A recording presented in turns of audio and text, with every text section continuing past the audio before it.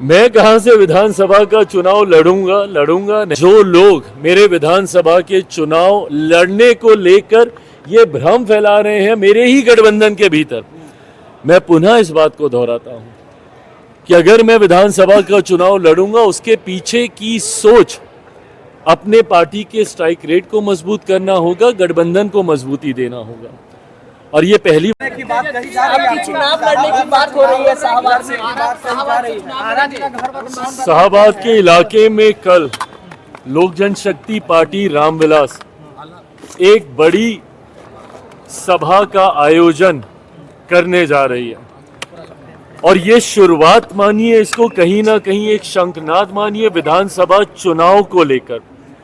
बिहार के अलग अलग इलाकों में 5-6 जिलों का इस तरीके से समूह बनाकर परमंडलीय स्तर पर करने की सोच थी, पर हम लोग 5-6 जिलों का समूह बनाकर हम लोग बड़ी सभाएं आयोजित कर रहे हैं, जिसमें पूर्णतः स्थानीय हमारी इकाई की इसमें अहम भूमिका रहेगी, हमारे संगठन की अहम भूमिका रहेगी।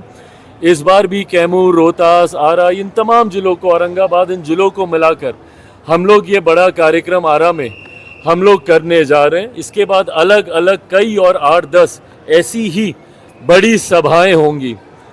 मैं कहां से विधानसभा का चुनाव लड़ूंगा नहीं लड़ूंगा, जैसा मैंने कहा ये तमाम विषयों पर चर्चा चल रही है।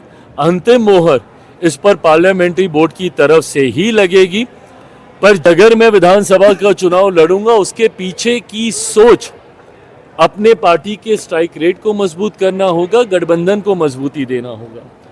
और ये पहली बार ऐसा नहीं है कि मैं ही कुछ ऐसा अनोखा प्रयोग करने जा रहा हूँ।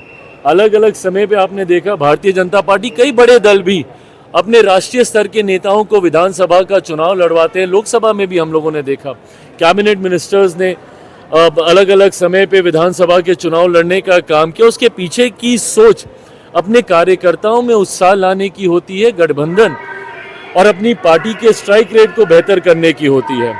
तो उसी दृष्टि के साथ इस विषय को लेकर चर्चा चल रही है। जो लोग गठबंधन के भीतर दरार डालने की सोच के साथ भ्रमित करते हैं कि भैया मैं आ रहा हूं और मेरी कुर्सी के ऊपर निगाह है, कतई ऐसा नहीं है। कुर्सी भी स्थिर है। इस बात को विश्वास के साथ मानकर रखिए कि विधानसभा चुनाव परिणामों के बाद बिहार में एक बार फिर से मुख्यमंत्री नीतीश कुमार जी के नेतृत्व में हर बार से ज्यादा मजबूत सरकार विधानसभा में बनने जा रही है, इसमें कहीं कोई संदेह नहीं।